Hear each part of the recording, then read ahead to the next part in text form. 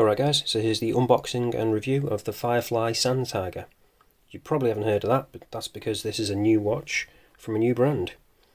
So like I say, Firefly, so we've got the nice branded case here. There's going to be a few changes with this one. So this is actually a prototype. A few things have already changed already, but we'll get into that as the review goes on. So quickly take the watch out, I'll pop that to one side. And I'll quickly talk about these bits that are in here. So, as you can see, we've got a nice leather strap here with bronze hardware. Go into more detail as I go on with the review though. We've also got a black NATO strap.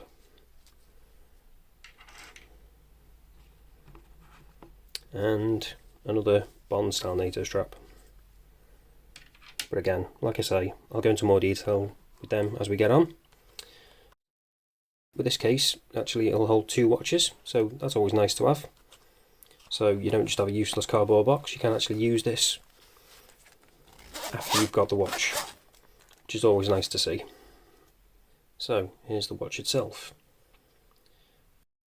This actually comes on a tropic strap, which is really soft, really comfortable, as you'd expect. I've actually been wearing it on this strap mainly, I haven't really tried it on the others, because I found this one so comfortable, and I'm not really a fan of NATOs either, to be honest. If you've watched my other reviews before, you'll know, well, you'll have seen that I've mentioned that I've had allergic reactions to rubber straps before. The time I've been wearing this, I've not had any issues at all. So what I've started doing now with rubber straps when I get them, is I just give them a quick wash in some soapy water. Seems to sort things out. I haven't had any issues with any rubber straps since. So I'm beginning to think I'm not actually allergic to them, it was just some kind of weird chemical that was left on straps I've had before that's caused issues. But now that's out of the way, let's get into the watch. So you can probably see poking out at the top there that we have actually got quick release on this strap as well, which is always good to have. So if you do want to swap it out for those NATOs or any other straps, it's going to be easy to do. So there's a few different versions of this, well, different dial variations. You've got this black one, you've got a purple one, a blue one, a red one and a green one. Then you've got stainless steel versions like this one, but then they've also got those colours also available in bronze as well, with matching bronze hardware. So the way it works, if you get the stainless steel one, you'll get this strap, plus you'll have a choice of either this Bond style NATO as a free strap option, or this black NATO. So you'll end up with two straps with the watch, which is a nice thing to have, nice little bonus. However, if you go with the bronze version, you'll get this strap on the watch. So, if you can imagine, if this was the bronze case version, this would be the strap you'd have. So it'd look something like that. And then again, you get an option for free NATO from the other two. So, a couple of little differences there, just to differentiate the two. And like I say, you got the bronze hardware on that one to match the bronze case, whereas this one comes with the stainless steel buckle.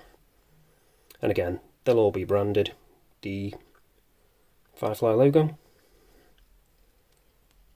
and you've also got the Firefly branding on the crown as well, which is a nice touch. So I'll quickly flick around to the back and talk about the specs on this.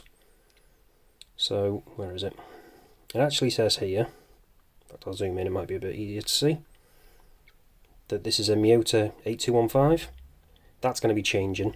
That's going to be getting changed to a NH38, which is the no-date version of the NH35. As those will know who have Miyota 8215 watches, the rotor is really loud.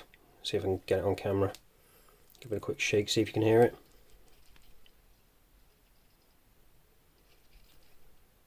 You can kind of hear it. Anyway, you get the idea. Not really important, like I say, because they're changing that out anyway. But that is the reason why.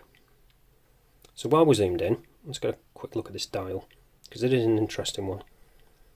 I don't know if I'm going to be able to get this to come up on camera very well, because of this domed crystal, which is really nice by the way.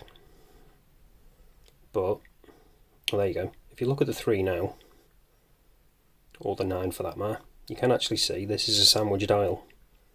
So we've actually got 2 layers on this. So we've got plenty of space to put plenty of loom in this. So I'll show you that in a bit, what the loom actually looks like. Sandwich dial section for the 3, 6, 9 and 12, as well as those markers around the outside as well. So plenty of space for loom, like I say. And with the fairly large handset as well, plenty of space for loom on that. If I quickly show you this little counterbalance on the second hand, it's an F. Just a nice little touch to go with the Firefly. I only just noticed that earlier when I had it on the macro.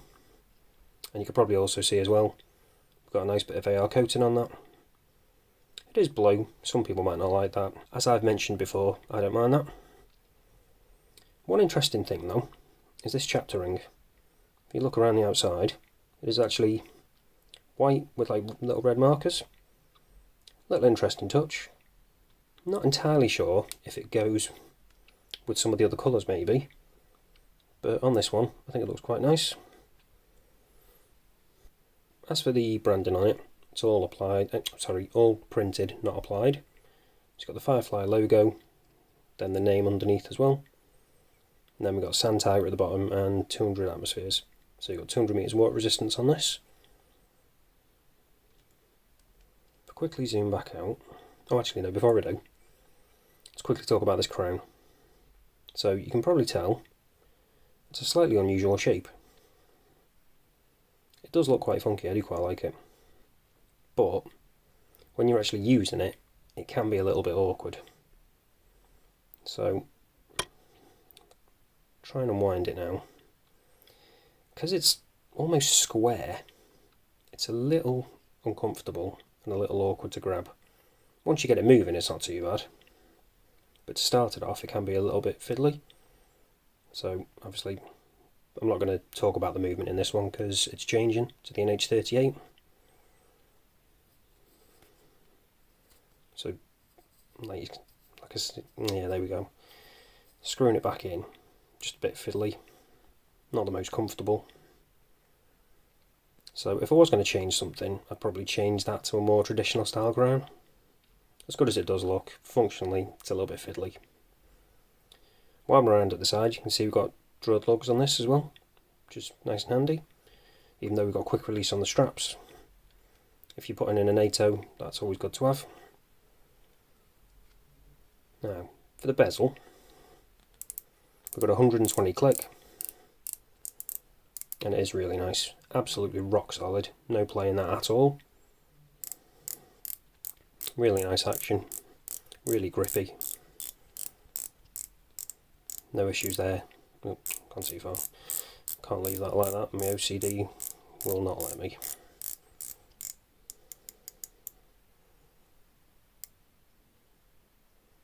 And there we go. Perfectly aligned as well, which is always good. So now, let's get onto the measurements of this. We've got a thickness of 14.3mm, so not the slimmest watch ever. I would have liked it slightly thinner, but I'll show you what it's like on wrist in a bit. Then we've got 20mm lug width, 41mm diameter, and a lug to lug of 50. But that's also going to be getting shaved down a bit. That's going to be getting down to 48mm, a little bit shorter. Should suit a few more wrist sizes a bit better. So it is good to see that they've already started changing a few bits that I probably would have suggested they change anyway, but they've already onto them. So now let's test out whether this is actually sapphire. Oh, there you go, you can hear that rotor now. Really glad they're changing that. Definitely not good. I really don't like that movement. So let's test it using the trusty diamond selector 2. And as you can see, yep, we have got sapphire crystal. And we've also, surprisingly, if I can get it on there properly, got a sapphire bezel insert as well. Sapphire bezel, sorry. Which isn't something you see all the time. So that is a nice added bonus. So now, let's get onto the loom. show you what that's like. So, as always, this probably isn't going to show up as well on camera as it does in real life, but let's charge it up anyway and show you what it's like. And there we go. So as you can see, the lume on this is really good. It was a real surprise when I saw this, to be honest. I wasn't expecting that much lume, because I didn't actually initially notice it was a sandwich dial, but with it being a sandwich dial you can get plenty of lume in there, so it does look really, really good. And as you can see, we've got a bit of lume on that bezel as well. If I did have one slight gripe, the lume on the bezel does fade a little bit quicker, but you kind of expect that. There's not a lot of surface area to be adding lume on compared to the dial, but otherwise really, really good lume. Stays at this level a decent amount of time. The hands are slightly brighter, so they last longer than the dial as well, so that will carry on even once the dial's faded a bit. So all that's left to do now is show you on wrist. So this is what it looks like on my 7-inch wrist on the Tropic strap. It's really, really comfortable, like I say, and it does wear a bit smaller than I expected with the lug to lug, even though it is going to be shorter on the actual final one, which is going to be nice, so it'll be even better wearing if you do pick one up. Again, if you do want to pick one up, all the links will be down in the description as always. I'll also leave a link to their Instagram as well. So the only thing I'd complain about really, size wise, is that thickness, maybe a little bit too thick. But with the style of watch it is, you don't really need it to slip under a cuff or anything. It's not that kind of watch. So between that and the crown, they're probably the only two things I'd change really.